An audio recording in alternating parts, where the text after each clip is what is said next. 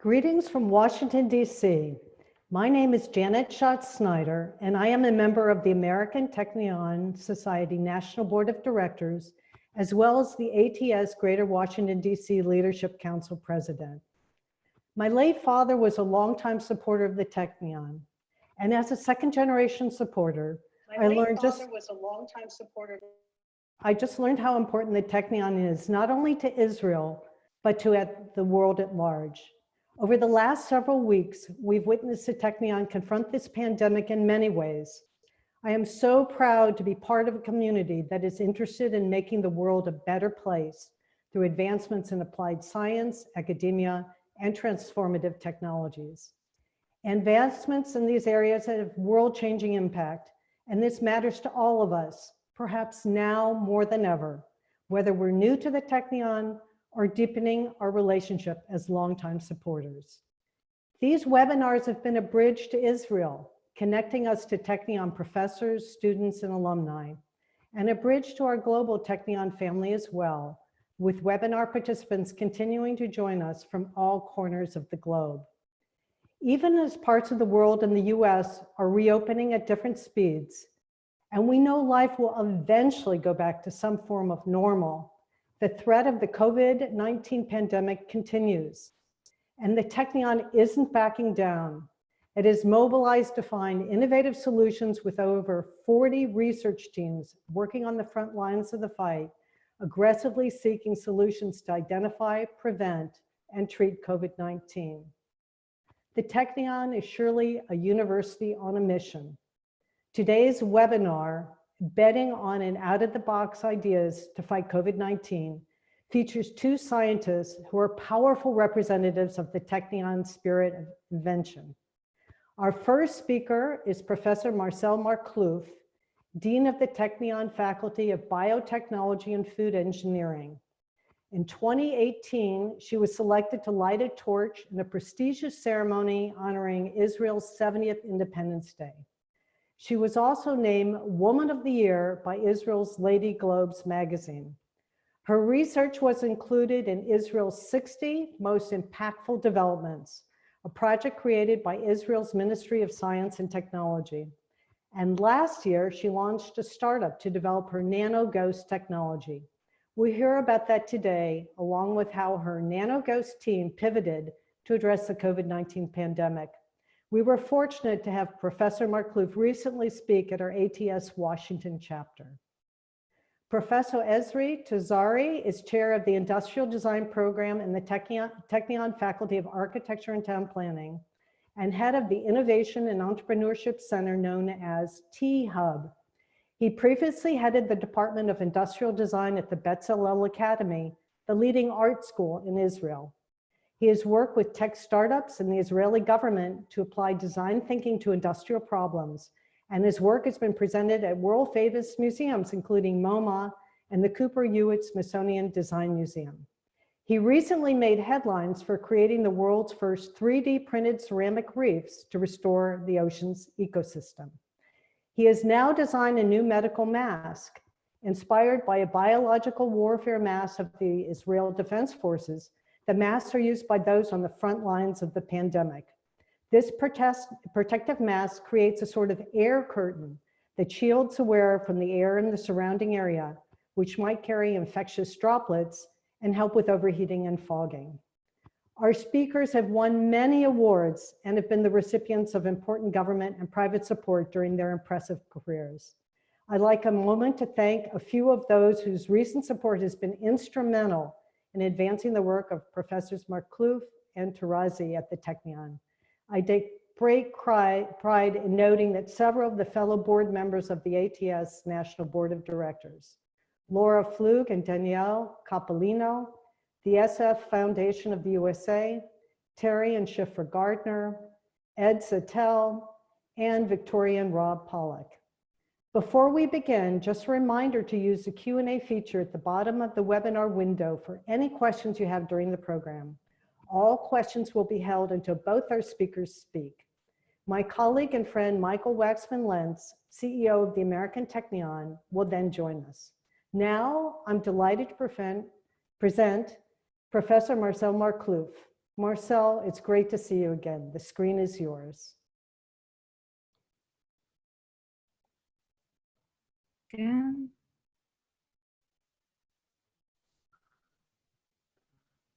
Okay, can you hear me well?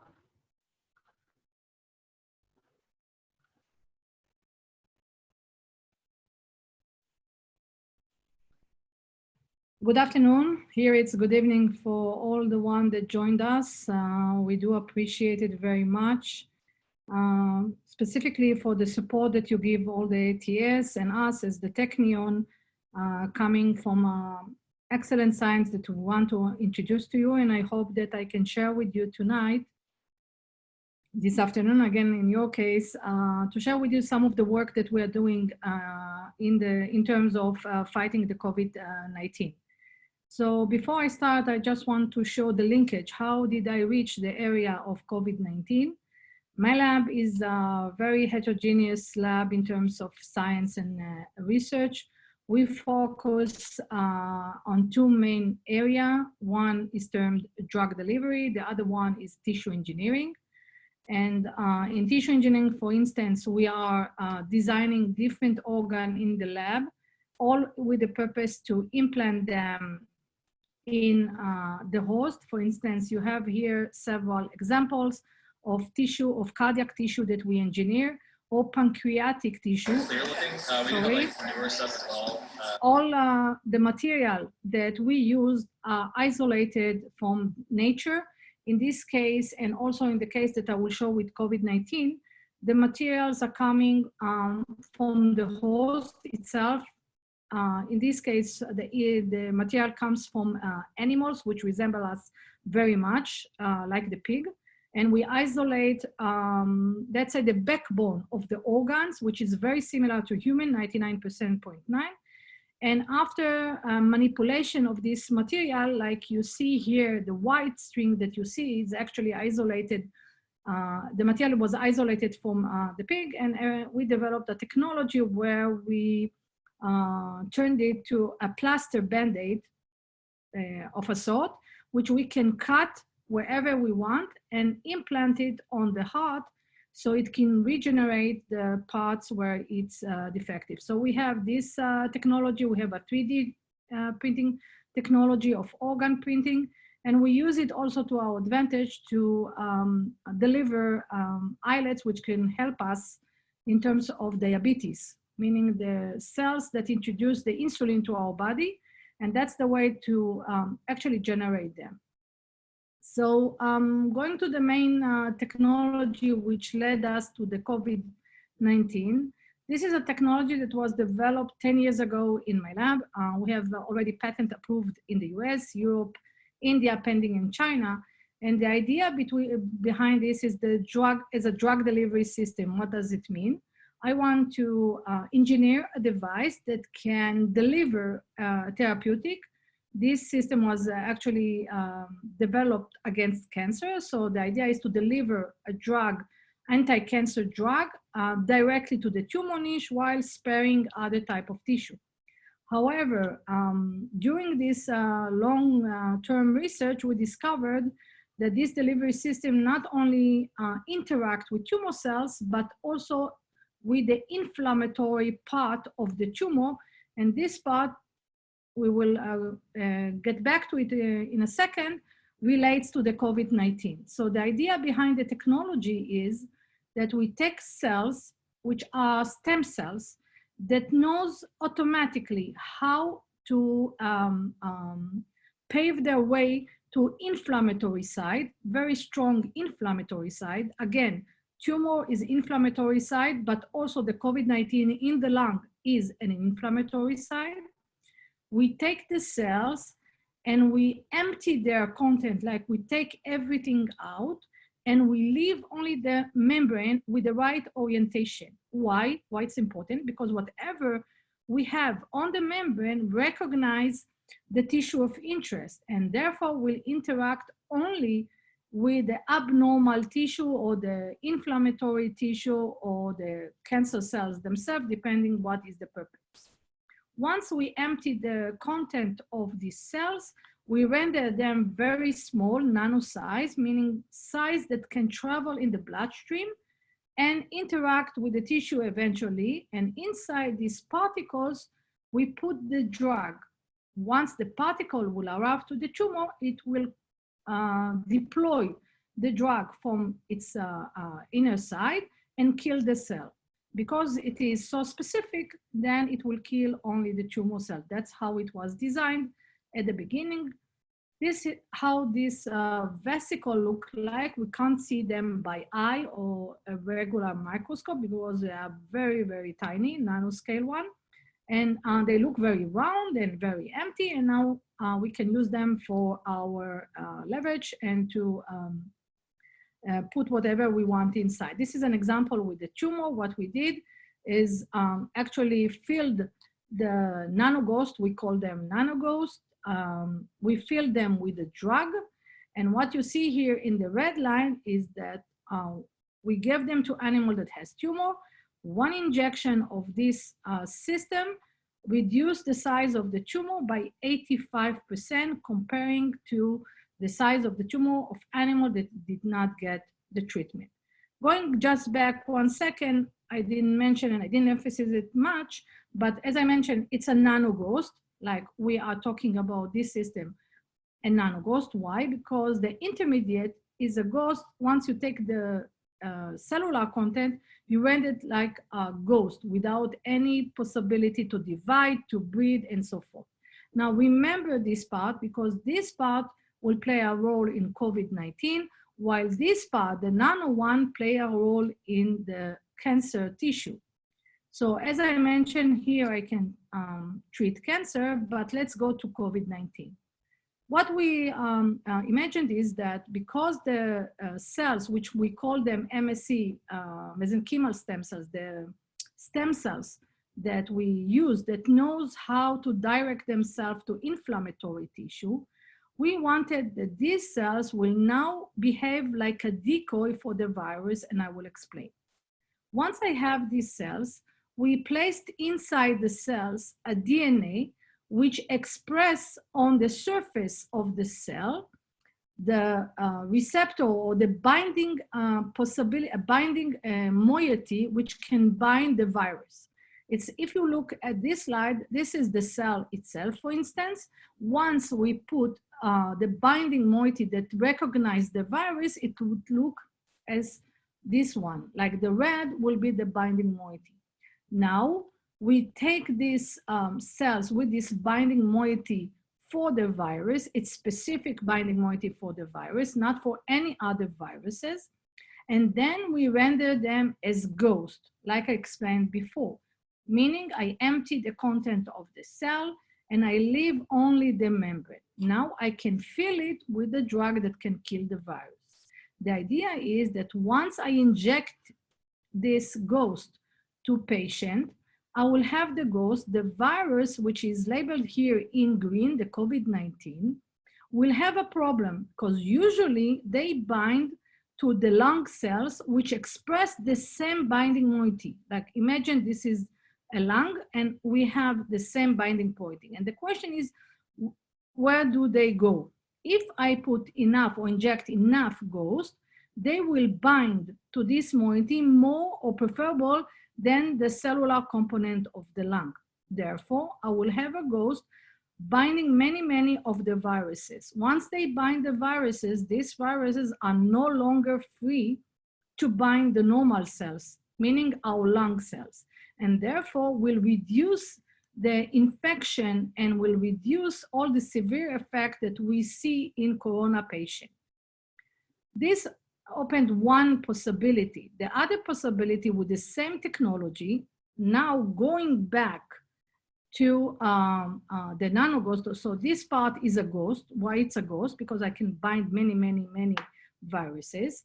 Now we asked ourselves, can we mimic the virus also? Why do I need to mimic the virus? Because when you make a vaccine, usually you take the virus, you kill the virus, or you give it in a very low concentration, and you inject it to patients so the patient will produce antibody against the virus. This is done in many vaccines. We, of course, in this case, don't want to use the attenuated virus or a virus that will risk us in infecting the patient. So the question, can we mimic it without having all the problematic part of the virus?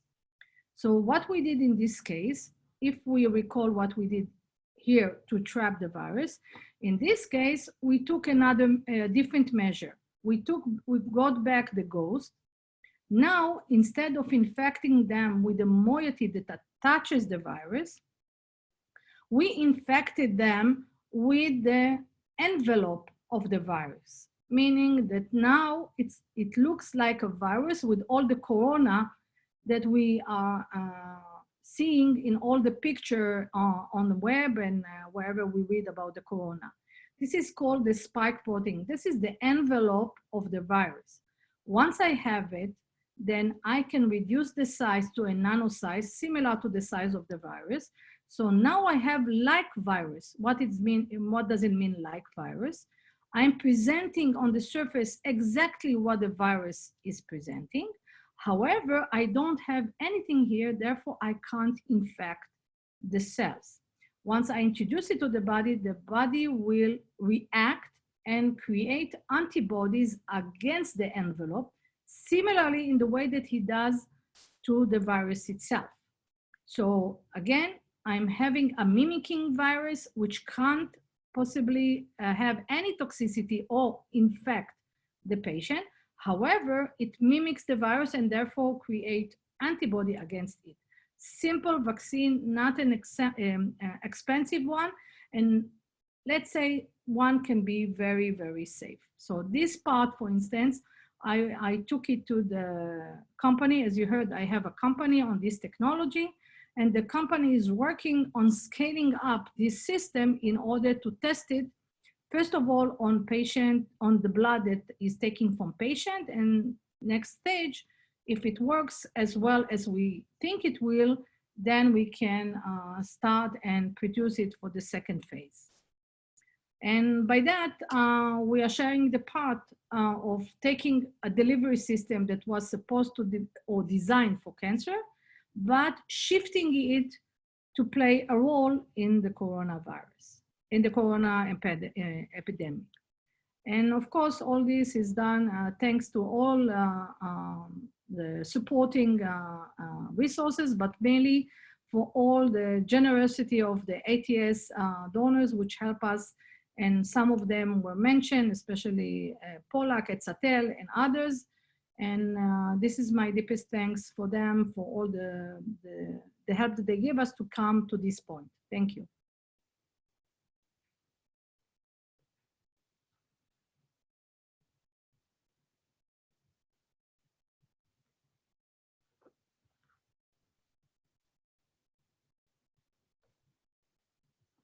Thanks, Marcel. We hope your GO system is successful in fighting COVID-19. Please remember to use the Q&A function to submit your questions, and we'll get to them after our next guest. I'm pleased to turn the program over to Professor Ezri Tarazi to learn how the Technion spirit of invention, combined with multidisciplinary research and collaboration, has resulted in an out-of-the-box solution in the fight against COVID-19.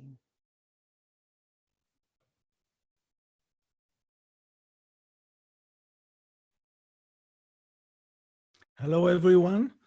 Good afternoon. And again, thank you all for supporting Technion. It's especially important for us in these times, and definitely support a very important work. What I saw from Professor Machluf is quite amazing. And I'm here in two hats. One is the chair of the Industrial Design Graduate Program and Design Tech Lab. And the other one is the chair of T-Hub, Technion Entrepreneurship and Innovation Center. So this is a picture from my new lab. As you see here, we are in the opposite of Professor Machluf, who is working on nanometer scale. We work on meter scale. So we have printers that are in the size of 1 meter by 1 meter by 1 meter size. This is one of our printers who can print using ceramic. And part of what we do daily is we created a system to restore coral reefs around the world using algorithms, using ceramic natural material. And we create this beautiful artificial reef using these printers. As you see here, we can create quite fast, like in 15 minutes or 20 minutes, we can create a big size of a coral using ceramics with various types and sizes using algorithms that are creating random shapes. So 2 days ago, we dived into our site in the Gulf of Eilat, in the top of the Red Sea. And after a storm that is actually once in 20,000 years happened in Eilat with 2.5 meters waves, actually destroyed all the corals from the depths of 5 meters to the shore. Never happened before in Eilat. We found our corals actually safe, a bit tilted. One of them was on the ground, but still safe. And we took them together and put them into one site. Our aim is to find a way to restore reefs that have been destroyed and to find a way that these reefs will be a host for a variety of animals, such as fish and eels, or those animals who are looking for a home whilst corals are dead. And as you know, the predictions, then you see the fish here. This is only 2 days after we recorded. The predictions that in 15, 20 years, 90% of the corals in the world will die. So this is what we do day to day. And back to the COVID-19 projects.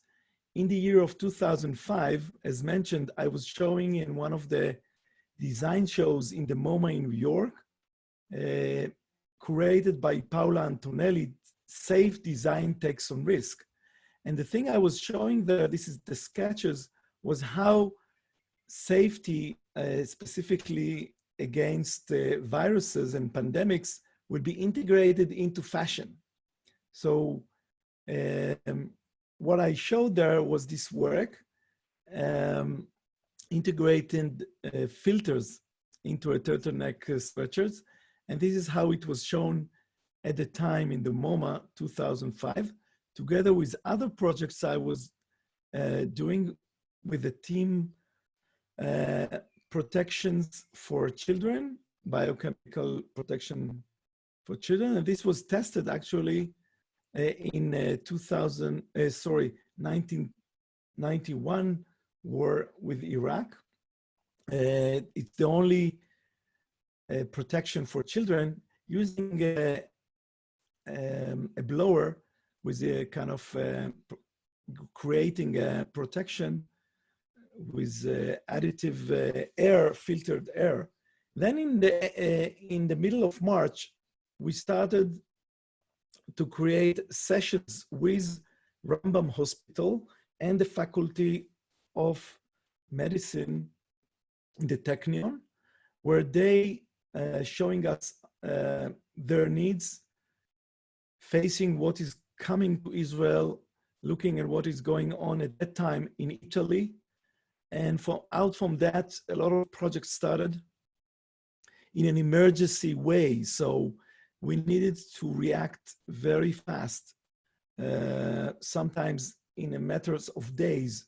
So you can see here a breathing capsule that we needed to recreate, a robot that is delivering drugs and other stuff into the corona wing, smart path for patients that are entering the hospital, covered bed, 2 projects. One of them was Professor Moshe Shoham,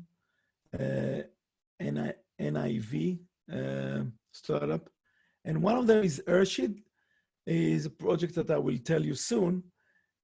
We created immediately a Corona hackathon using a very good collaboration with a students organization, Asset. And we had almost 30 groups working on different projects. You see, for example, one of them is how to flip patients in bed, or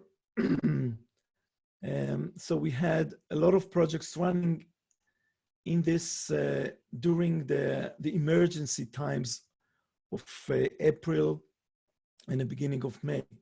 The Herschel is one of the projects that was running in my lab, and the need was to better protect the teams, the medical staff. And as we saw, between the protection that we use in chemical protection, there is a gap because the protection for medical teams is not sufficient. Even the 95 mask is not sufficient. Specifically working in an intimate distance from COVID-19 patients. So we used a system that is based on this manifold. The air going out from this manifold from the forehand in an angles that are changing toward the sides. So better protecting the face, adding protection to the face using this filtered air, using a blower. So adding also comfortability and specifically eliminating fog from those who work in the corona wings. This was one version that was suggested.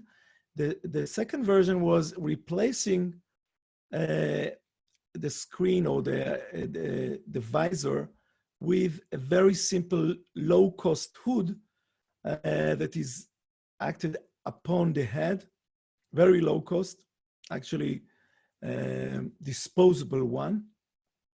And both of them was tested immediately. Like after 3 days, we had the first visor printed and tested using blowers inside the corona wings in Rambam Hospital. Here you see 2 of the doctors from the Technion using this and giving us immediate response. And also we use other labs in the Technion. This is the benefit of the Technion, to have mechanical engineers who are experts. Here's Professor David Greenblatt, who is expert in air moving inside this blower. And we see that needed to change the blower, the speed, the angle of air inlets in order to eliminate the kind of air that comes from the sides or from the way below, to create a better protection. We have a new system of printing, HP printer, who can print dozens of these in like one go in a very hard and solid way. It's not printers that you can find at home or at school. And we see here how we created this manifold using this machines. This is another 1 meter by 1 meter printer we use in our lab. And immediately we started to deliver this to hospitals. Rambam Hospital got 10 units, Carmel Hospital got 5 units and used it. We found out we need covers to the to the blower. This is Bnei Zion Rothschild Hospital in Haifa. This is the vice president of the hospital. And we also sent a few samples to Holy Name Medical Center, New Jersey, and they really loved it. And we are still sending them some of the disposable to reuse them in the hospital. Hadassah Hospital used it for the clinics. This is two dentists who use them in the emergency clinics for dental work. On the left is my twin brother, he's a dentist. And we also got a lot of exposure, first in the Technion and also in the national TV and the Haaretz newspaper. This is an article on how science contribute to the crisis, and we were on top of this article. So this is the system we are now trying to commercialize. In the Technion Entrepreneurship Innovation Center, we won a year ago with 10 million shekels, and we use it as developing this concept of deep tech, biz tech, and design tech. And we have a very aggressive goals. And using this Corona, as I said about the hackathon, one hackathon that was on March 2019, we did the same size hackathon in March 2020 using online ways. This is December 2019. We had like over 4,500 participants in a lot of events during this day. We're going to do the next T-Day with 7 technological universities in Europe, going to be in November.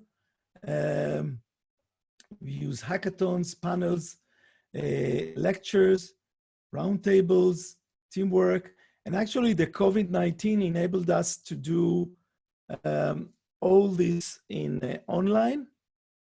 This is one example. We did a design thinking workshop in December 2019, and the winner on the bottom was a team that was delivering a system that only by icons you can respond to what you feel in order to track pandemics. Actually, before they knew that there is going to be a pandemic, this was the winning team in this process. We did another project with Johns Hopkins University about, we call it 3-day startup on medical equipment. And during this time, we created a 2 days workshop online. This is what we're showing from before, but actually we had a weekly lecture program online, and we had every lecture over 150 people, students from the University of the Technion attending this. So this is about T-Day, T-Hack, and all these things that we do with T-Hub, which is the central hub for innovation and technology. This is another thing that we did with Stern this year, Ministry of Education Systems. We're going to start in October, Startup MBA inside the T-Hub. We're going to have a minor in entrepreneurship. During this COVID-19 crisis, we also used the time to build the T-Hub Center, and actually all these days that were empty, this was, we succeeded to finish the restoration and design of this center, ready for students. Actually, in June, we are going to have students back in this new center of T-Hub.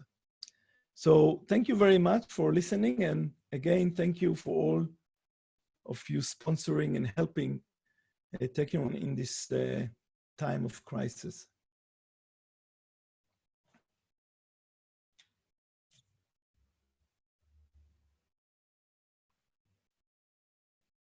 Thanks, Ezri.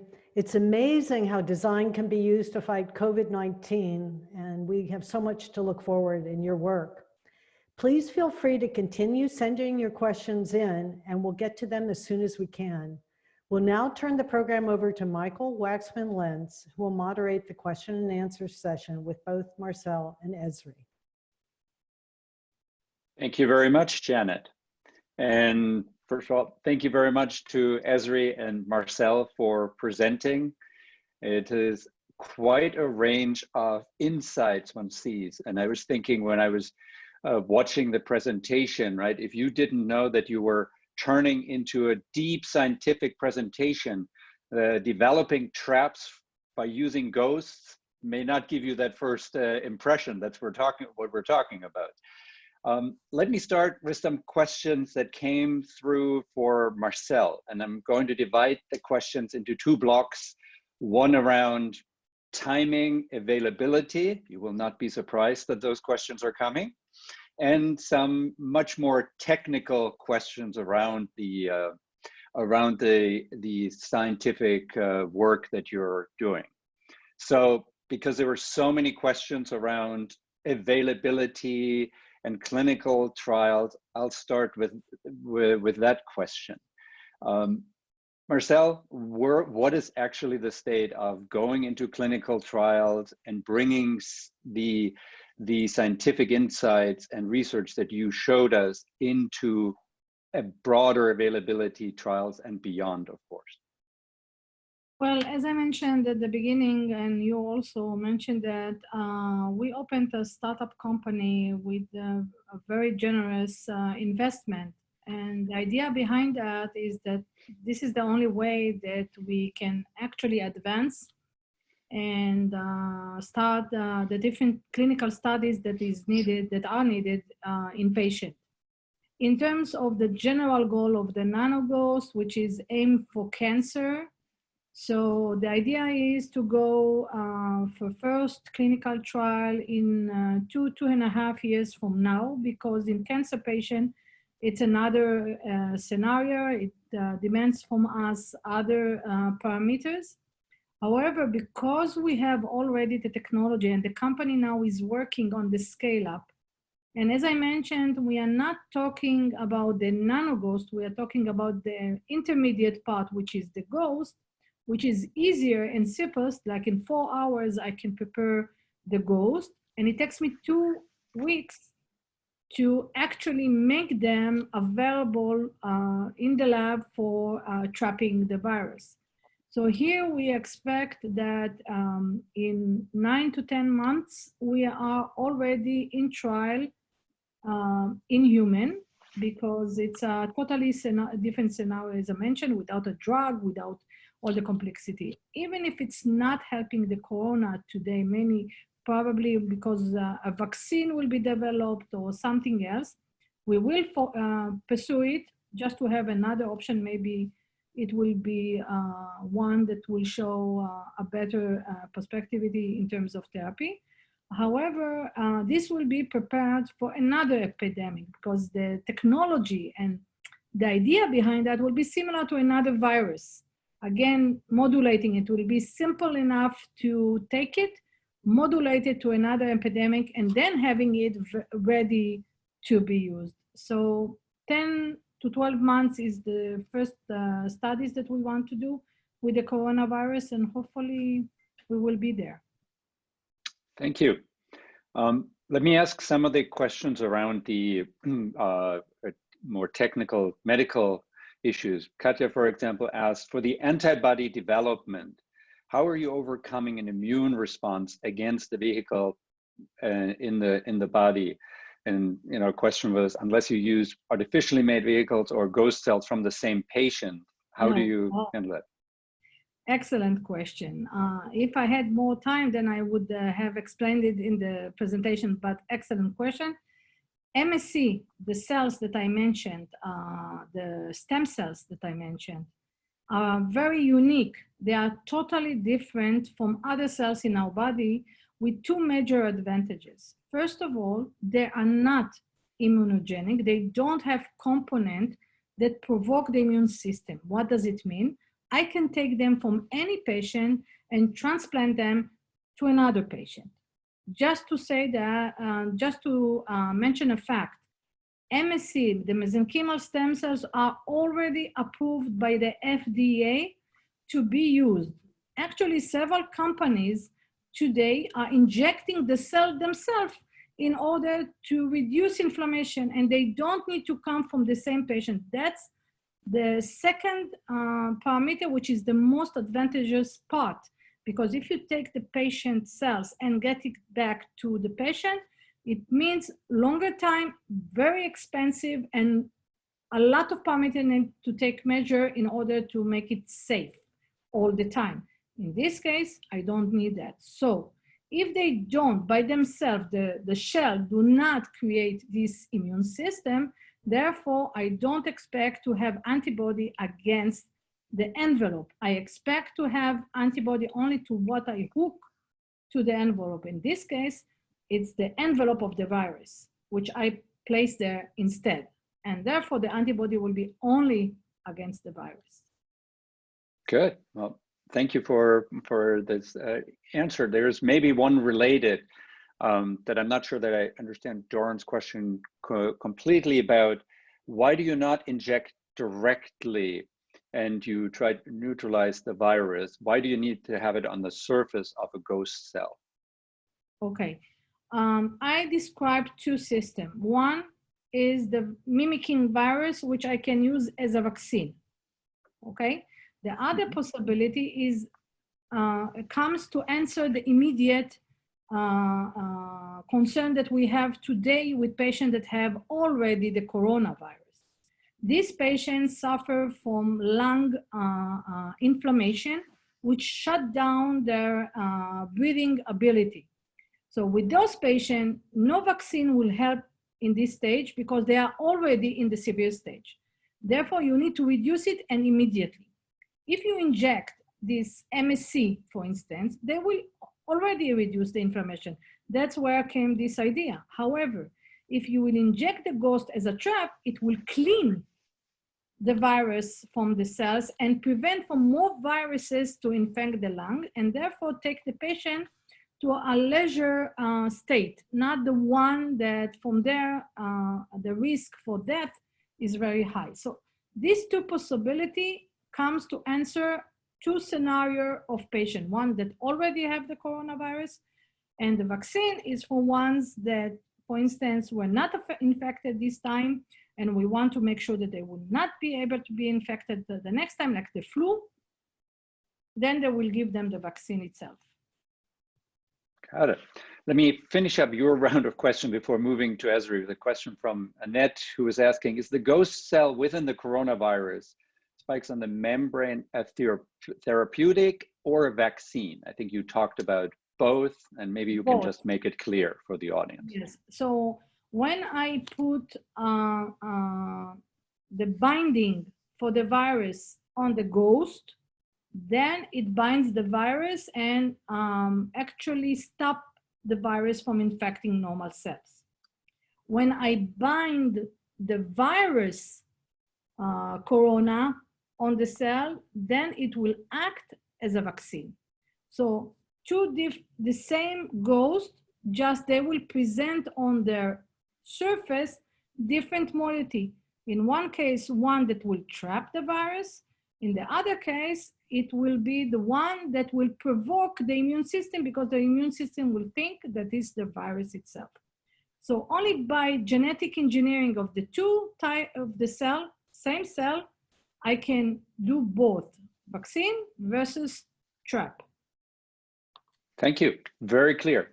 Ezri, you're not getting away.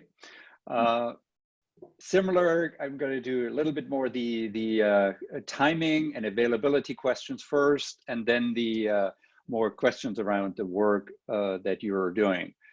Any thoughts when you think this kind of COVID PPE that you developed in incredible speed could be and would be available commercially?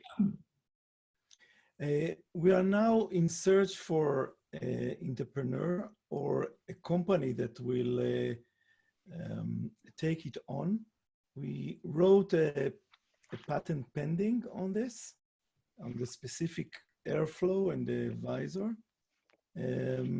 So we are in the midst of commercializing it, of course. But we created a small factory in the lab.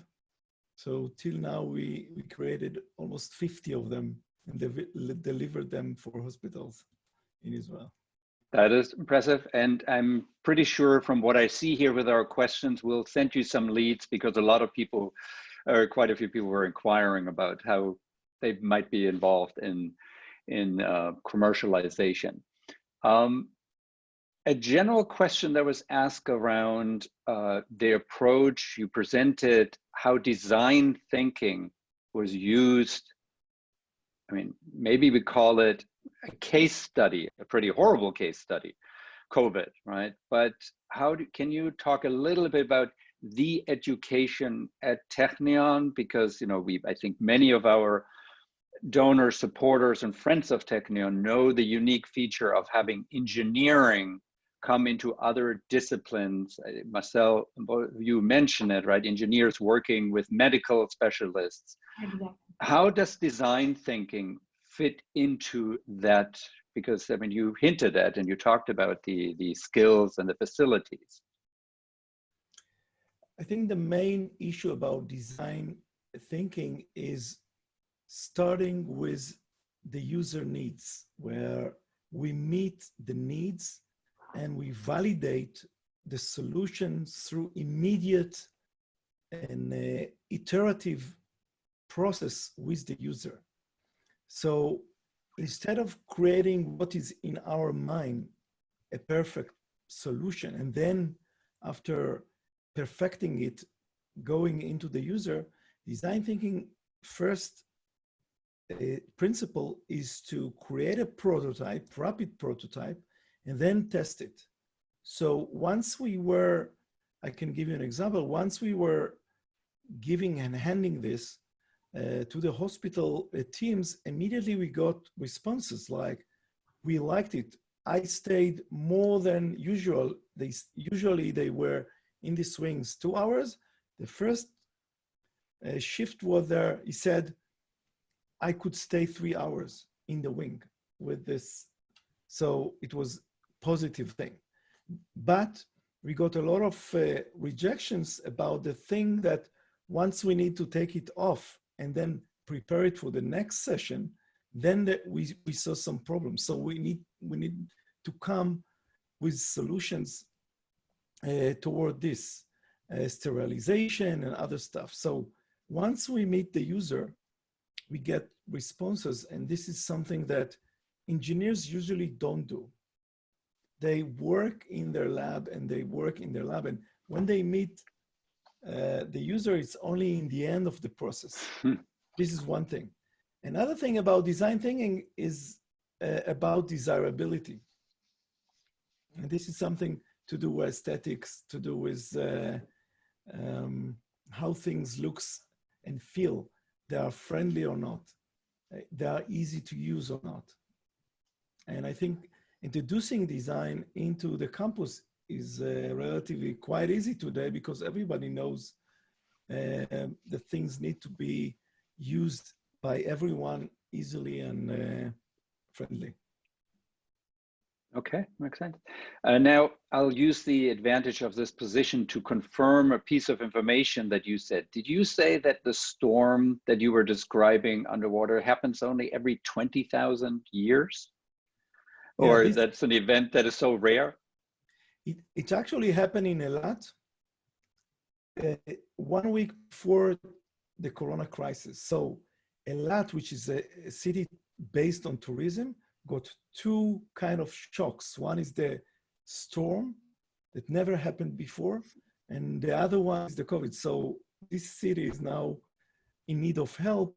And actually, we were talking with the mayor 2 days ago to help them to build an attraction using these printed corals, mainly to get an attraction to tourists during the next season, which is January onward.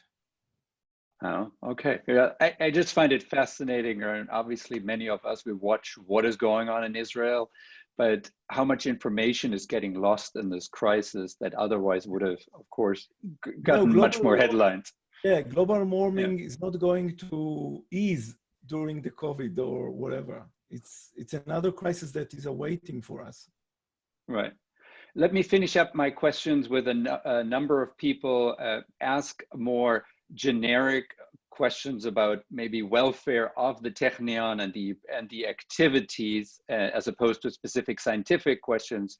Just give us a 60-second summary. Where's the campus and where does it, in terms of opening, bring students, activities? Maybe if one of you could just talk to that.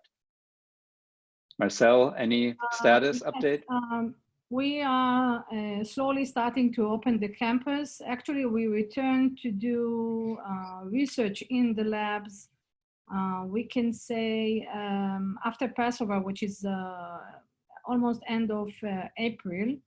Currently, we are going to slowly, but going back to the routine, which means undergraduate studies are some of them are coming back to the campus, mainly the one that needs to do active laboratory courses, which they need in order to finish the degree this year. Specifically, we are concerned about the fourth year or the third years, which are the last year of their academic. The Technion actually is one of the universities that did amazingly in this crisis. Not only perceiving all the problem that we can encounter, prepared itself very fast to internet learning, the Zoom learning, we call it the Zoom. Each time it's the Zoom. And and I'm talking about 500 professors that needed to adjust to talk via Zoom, via the computer and not in class, did it in 2 days, which was amazingly by itself. 400 courses were ran 1 day only and without almost any problem, which is again, something that if you would tell me 3 years ago that we will go online, it would take us another 3 years just to plan it. And this crisis just didn't give us time to do that. And you know, when you throw the baby to the swimming pool, if he needs to swim, he will swim if he needs to be alive. So in this case, that's what we did. And now hopefully we are finishing this year, trying all our help, all our effort for the student not to be harmed by this crisis. The major problem that it's leaving us is with funding. We know that the Israeli government had to give a lot of money to all the businesses that were closed, and of course cutting back from other parts, which is, we are still foreseeing it, but we will see it, cutting budget from academia. And of course this will harm the research and all the development that the Technion is planning or plan to do, and stopped a lot of projects. So we hope to go over this crisis as smooth as possible, but we know that we will need to tie back and to advise for many solutions that will help us to finish this year, at least on the best side that we can do. Mm-hmm. Ezri, anything you wanted to add? I want to add to Marcel's comment about the fact that Technion was amazingly adjusted in like less than a week. All the campus went online, and I think even one course was closed because of this.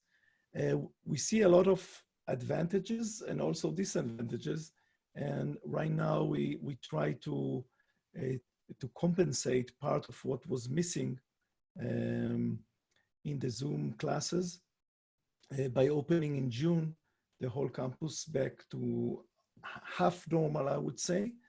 In the Center of Innovation, we used it to do large webinars, and actually we were amazed by the amount of students who were applying to these seminars. We used lectures from graduates of Technion, who were startupists, were innovators, and it was great. And of course, we know that Israeli economy is quite fragile right now, and the cuts will be hard and very painful. And we are preparing ourselves to this crisis.